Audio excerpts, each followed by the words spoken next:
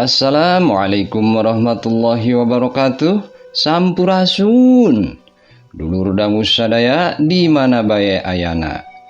Alhamdulillah danget ieu emang tiasa nepungan deui dulur dangu sadaya dina acara nu dipika memet ku urang nyaeta acara dongeng Sunda di ambena dongeng Mang Otong Channel.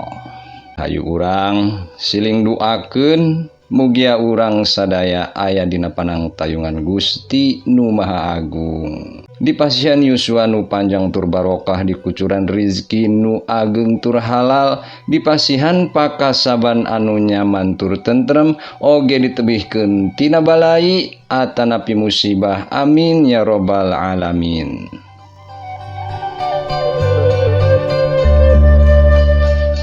Hatur nuhun teu kirang-kirang kadulur dangu anu tos satia manco satia ngadangukeun pedaran-pedaran dongeng emang di ieu channel, oge anu satia ngarojong satia ngadepongan kolom komentar, oge anu tos subscribe tang tunanya, anu tos noel tombol lonceng, anu tos ngacungkeun jempol bagusna, anu tos coret-coret di kolom komentar. Hatur nuhun kasadayana.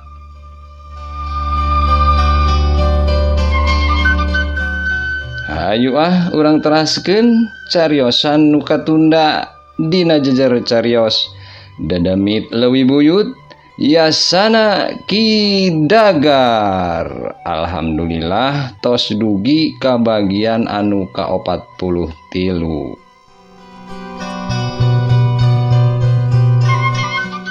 Ulah hilap cur cikopina kaparayun.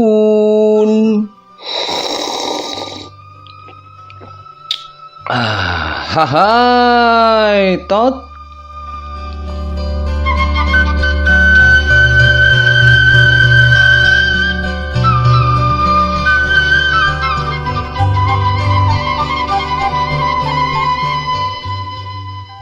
Dewi ngeluk tungkul kawas anu bener-bener sieun ku eta pusaka.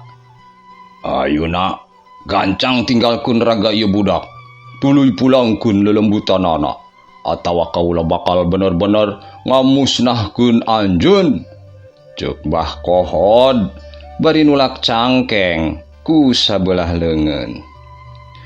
Bah, moalna naon bah? Paur eta keris bisi nojos anak kuring bah. Ceuk Bi Anah ngawanikeun nyarita sabab melangkana kasalametan anakna. Mbah Kohod ngalieuk ka Bi Anah bari ngawalon. Tenang juragan istri, moalna naon? Ieu Dadamit geus taluk.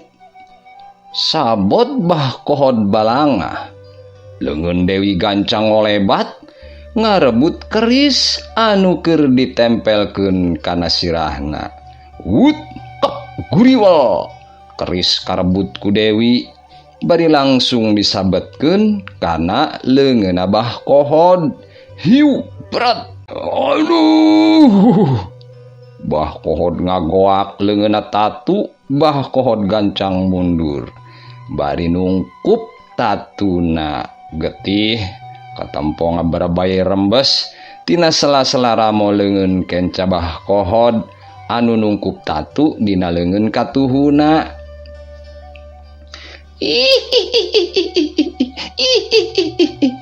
Disangka kaula sieun ku cocolek tarasi model kieu.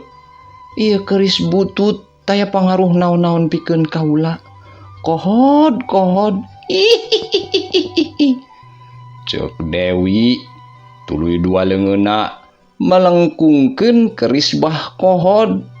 Keris teh milai jadi huruf U. Tuluy keris anu geus bingkeng teh dibalangkeun ku Dewi ka Mbah Kohod. Mbah Kohod gancang nyingcet. Prak. Keris ngahanca kana lomari. Mbah Kohod kunyam-kunyem mapatkeun jampena tuluy ngadorongkeun leungeunna ka arah Dewi. Dewi tetep nagog dina luhur ranjang bari nyikikik seuri. Leungeun kencana didorongkeun ke arah Bah Kohod. Wut! Bah Kohod saharita ngajungkel ka tukang. Sirahna neunggar kana tembok. Jedak! Aduh! Sirah Bah Kohod karasa lungleng. Tetempuanana ranyai kararoneng. Napasna eungap tina irungna ngucur getih seger. Bah Kohod nguniang hudang, tapi tuluy labuh deui. Antukna Bah Kohod ukurnya rande kana tembok deket lawang panto. Bari beungeutna pias. Hayo, budalkeun sakabeh pangabisa anjeun Kohod. Cuk Dewi bari nyanggerengan ka Bah Kohod. Ampun, kaulah ngaku eleh ku anjeun. Ampun, kaulah sejamulang ayeuna keneh.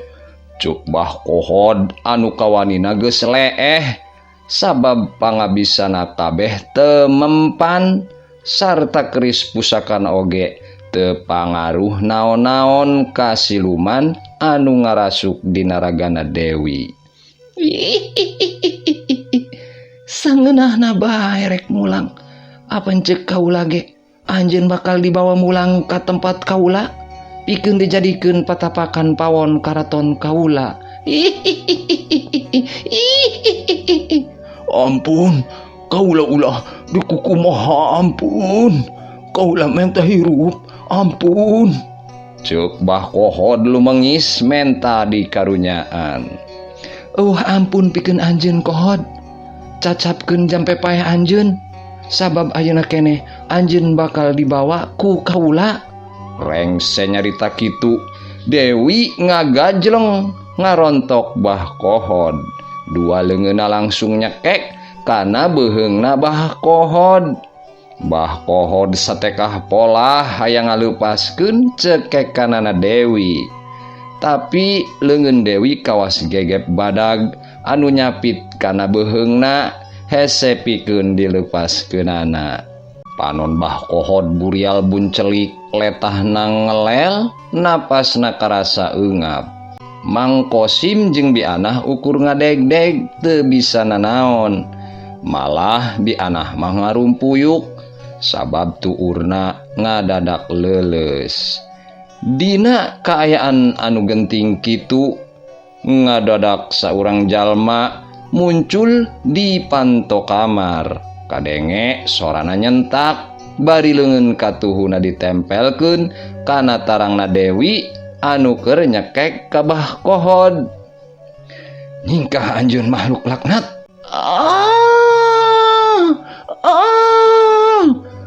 Dewi ngajerit tarik, tuluy ngajungkel ka tukang. Cekekanana kana beuheung Bah Kohod leupas. Arman, hidup datang jang. Bianah ngagero, tuluy maksakeun hudang. Gabrug Bianah ngagabrug nangkep jalma nu anyar datang anu tayalian Arman, anakna sorangan anu kakarak datang. Untung hidup keburu datang man. Tulungan adi hidup man. Wayahna tulungan si Dewi. Cenah mah lelembutanana rek dibawa ku eta jurig. Ceuk Bianah hariweus-weus. Keun mak, eman lebih heula wios Arman anu mayunanana. Walon Arman bari ngaleupaskeun tangkeupan indungna. Bianah mundur, sedengkeun Arman menerkeun heula kopeah hideungna, tuluy maju salengkah. Saha anjeun? Sarta makhluk ti mana? Wani-wanian ngaganggu adi kuring? Ceuk Arman bari neuteub seukeut kana panon Dewi anu ngaburileng bodas kabeh. Saha kaula? Anjeun teu perlu nyaho jajaka. Lamun anjeun milu campur, anjeun ge bakal dibawa ku kaula pikeun dijadikeun selir kaula. Ceuk Dewi bari biwirna kumetap, letahna nyapuan kana biwirna. Juri cabul, gancang nyingkah tina ragana adi kuring. Arman ngarapal ayat-ayat suci pangleler ti guruna nyaeta Bah Atma ti pasantren Umbul Kuro Garut. Arman niup ke arah Dewi. Ah! Dewi ngajerit, jungkel. Dewi ngajungkel ka tukang. Gorolang, Arman maca ayat-ayat suci paranti pangusir bangsa jin. Macana ditarikeun. Aduh, panas. Urun sia, panas. Panas. Dewi adu gelajar dina ubin, bari dua leungeuna nungkup ceulina. Arman terus babacaan, malah mah macana tambah tarik. Dewi beuki koceak dengek bari awakna kekejetan. Panas, ampun, panas. Kaula teu kuat, panas. Kulahek, Dewi ngulahek, teu usik temalik kawas anu kapiuhan.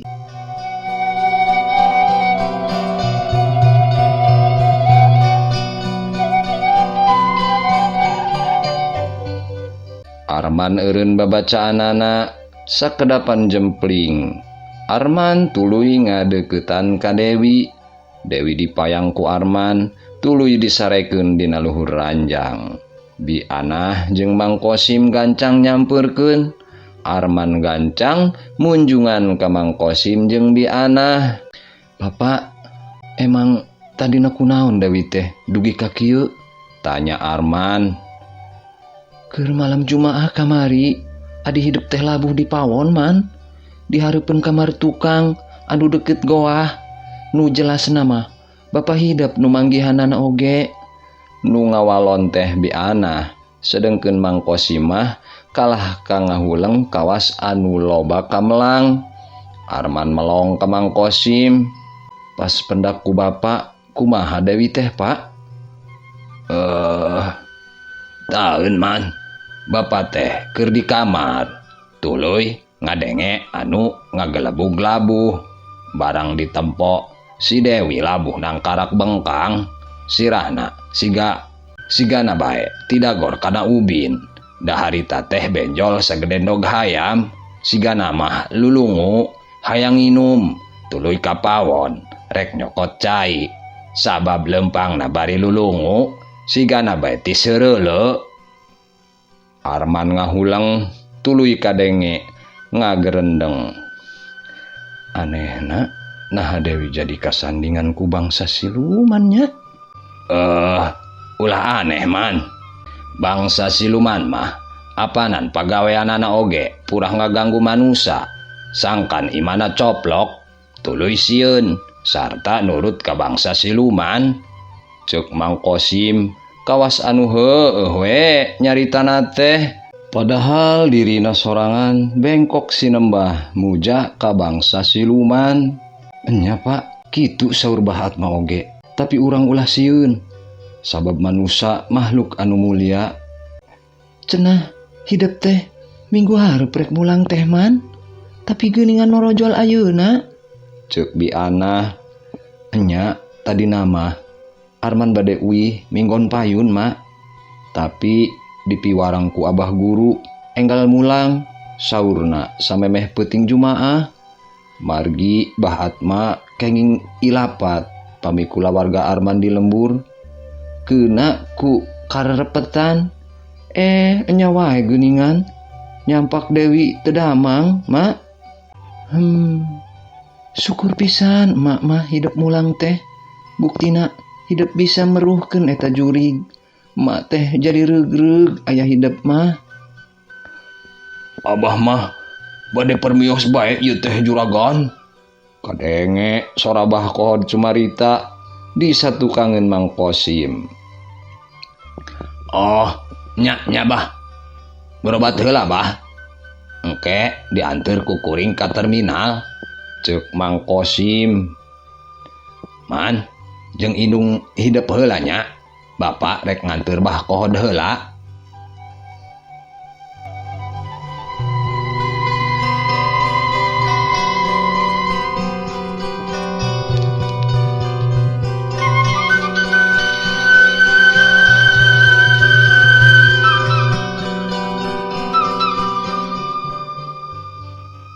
Saterusna Mang Kosim nganteur heula bah kohod pikeun ngubaran heula tatuna. Saterusna rek dianturkeun ka terminal bari di amplopan. Nu bieu teh saha, Mak? Tanya Arman ka indungna sanggeusna Mang Kosim indit ngantur Bah Kohod. Eta teh Bah Kohod, dukun lepus ti Padalarang, diangkir ka dieu pikeun ngubaran si Dewi. Walon Bi Anah. Nah minta tulung ka dukun, Mak. Sabab emak jeung bapa teh geus taak. Meh samingguna narekah ka ditu ka dieu, ka mantri, ka rumah sakit, ka tukang urut, kabeh geus dicobaan, tapi adi hidup teh teu cager bae, sadar oge henteu, paling mun sadar ukur humarurung bari peureum. Atuh lain ka ustad atau ka kiai, Mak, minta tulungna. Enggeus, Man. Tapi Ustad Udin kalah kamu riang. Sanggeusna narekahan si Nyai teh. Jadi emak jeung bapa teu wani deui minta tulung ka Ustad Udin. Coba tarekahan ku hidup, Man. Sangkan adi hidup teh cager deui, sadar deui kawas bihari. Meureun hidup teh geus tamat guguru ka Bah Atma teh. Enya, Mak, Arman bakal nyobi narekah pikeun ngubaran Dewi. Arman nyandak Ciherang heula nya, Mak. Keun wae ku emak, urang cokot Ciherang naman. Nah sagelas atawa sabaskom? Ceuk Bi Anah. Wios ku Arman bae, Mak. Emak mah antosan bae Dewi. Arman gancang ngaleos ka pawon. Telila datang deui bari mawa Ciherang sagelas gede. Arman sila mendeko. Gelas ditunda di hareupeunana. Tuluy Arman babacaan, maca ayat-ayat suci Al-Qur'an, tuluy ngawatek ilmu batin anu diajarkeun ku Bah Atma anu jadi guruna. Gelas ditiupan ku Arman, tuluy lalaunan diinumkeun ka Dewi dibantuan ku Bi Anah. Cai oge dicecehkeun kana embun-embunan sarta beungeutna Dewi. Telila Dewi ngulisik lilir panona beunta. Dewi, hidup eling, Wi. Alhamdulillah Gusti. Wi, ieu emak. Ceuk Bi Anah bari semu ngalimba bakat ku bunga nempo Dewi bisa beunta. Dewi ngareret ka Bi Anah. Emak, ceuk Dewi sorana haros-hos laun pisan. Wi, tingali lanjut hidup mulang. Ceuk Bi Anah bari ngusapan tarangna Dewi. Kang Arman. Ceuk Dewi bari neuteup ka Arman. Enya akang uwih, Wi. Uwih sing sehatnya. Ceuk Arman bari seuri. Panon Dewi nguriling nitenan kaayaan di jero kamar. Sawaktu panonna neuteup kana foto Mang Kosim anu naplok dina tembok kamar bareng jeung foto Nabi Anah sarta Arman, Dewi teh ngadadak molotot tuluy ngajerit. Ah, Bapak! Cuk Dewi bari tutunjuk kana foto Mang Kosim. Kunaon, Wi? Aya naon? Cuk Bi Anah bari nangkep Dewi. Bapak! Tulung, Bapak! Lenggerek Dewi teh ngalenggerek ka piuhan deui. Arman nyecehkeun deui sesa Ciherang kana beungeut Dewi, tuluy lalaunan diinumkeun ka Dewi. Tapi Dewi tetep teu eling, awakna kalah ngagibrig kawas anu nirisan. Kesang tiis nyorolok maseuhan awakna Dewi. Kunaon Dewi teh anu salaresna, Mak? Tanya Arman bari neuteup ka indungna. Teuing atuh, Man, da mamah teu apal. Nu emak apal mah harita Dewi keur ngagoler di hareupeun kamar tukang, bari keur diguyah-guyah ku bapa hidup. Dewi teh siga nu manggih ka sieun atawa trauma anu banget, Mak. Tapi kakaburu pangacianana. Bieu langsung sawan sawaktu neuteup foto bapa. Sigana aya sangkut pautna jeung bapa. Da bieu Dewi ngajerit, "Bapak, tulung Bapak." Kitu cenah, Mak. Enya, emak ge rada curiga lamun bapa hidup nyumputkeun kajadian anu sabenerna. Sabab waktu diajak mawa Dewi ke rumah sakit ge mani hese nolak bae. Di kamar pengker Dewi kapendak gebisna teh mak. Nyaman. Keun Arman Marios ka pengker heula mak. Nyaman.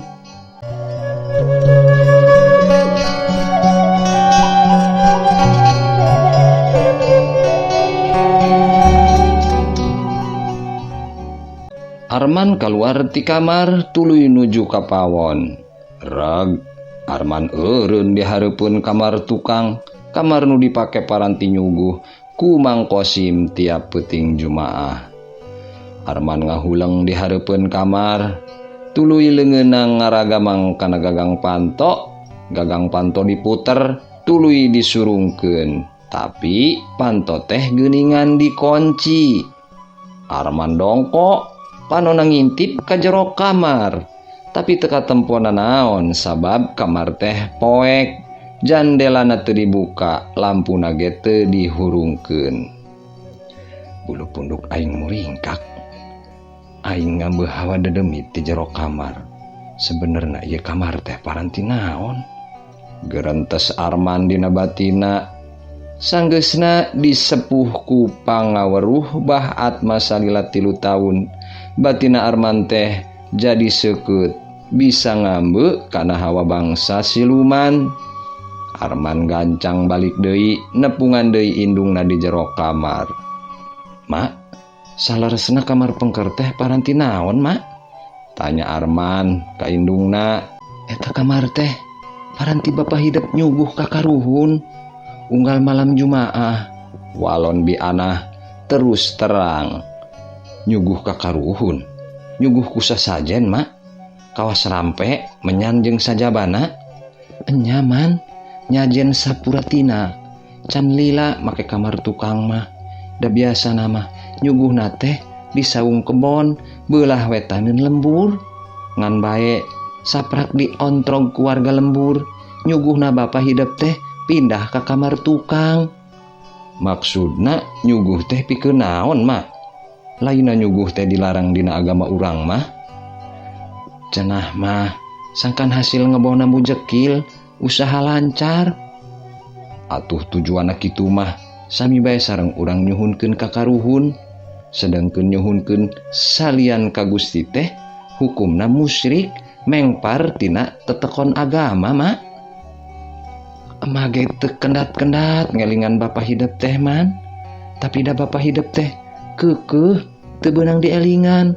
Tapi da bener ti saprak remen nyuguh usaha bapa hidup teh jadi nanjeur, kahirupan kulawarga urang jadi ngaronjat man. Enya mak tiasa bae kitu, tapi kakayaan anu dongkap tiasa bae sanes ti Gusti.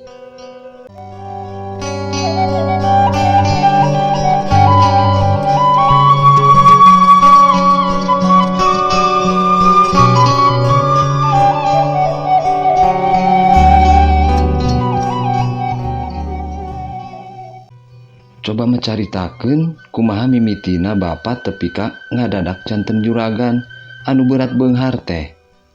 Bi anah ngahulang kawas anu keur nginget-nginget. Teu lila pok nyarita. Mimitina teh bapa hidup ngagarap kebon di sisi leuwih buyut anu si Uwatea.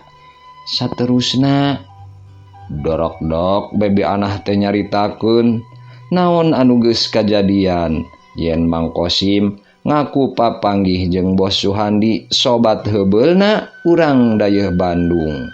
Anu saterusna dibere modal pikeun ngaborongan hasil tatanen urang sugih mukti. Tah kitu man mimitina mah, ceuk bi anah mungkas caritana. Arman unggut-unggutan. Salila ieu asana Arman mah teu acan pernah ngadangu ngeunaan Bos Suhandi eta mah. Bapa oge teu acan pernah nyaritakeun ngeunaan sobat anu namina Suhandi. Nah mah pernah pependak secara langsung sareng Bos Suhandi eta? Can pernah man. Bos Suhandi can pernah datang ka dieu. Kitu oge emah can pernah diajak manggihan Bos Suhandi di Bandung. Padahal mah emah teh sababaraha kali ngadesek bapa hidup sangkan nepungkeun emak ka Bos Suhandi. Komo sanggeusna kajadian warga lembur kabehan datang ngontrog ka dieu. Warga lembur kabehan ngontrog ka dieu. Emangna aya kajadian naon mah? Tanya Arman bari kerung. Eta, Bapak hidup teh disangka muhit ka siluman. Dituduh muja ka siluman buhaya nu ngageugeuh leuwih buyut. Sanggeusna loba kajadian aneh di lembur urang, malah mah saung di kebon ge dirakrak, diruntuhkeun ku warga lembur. Sangkan Bapak hidup teu nyuguh deui di kebon sisi leuwi. Aya kajadian aneh naon bae kitu mak? Anu tos karandapan ku warga lembur teh loba man. Ti mimiti loba nu maot teu puguh dina peuting Jumaah Kliwon. Kaasup Wajubed, Jang Sano, jeung Mang Ukri.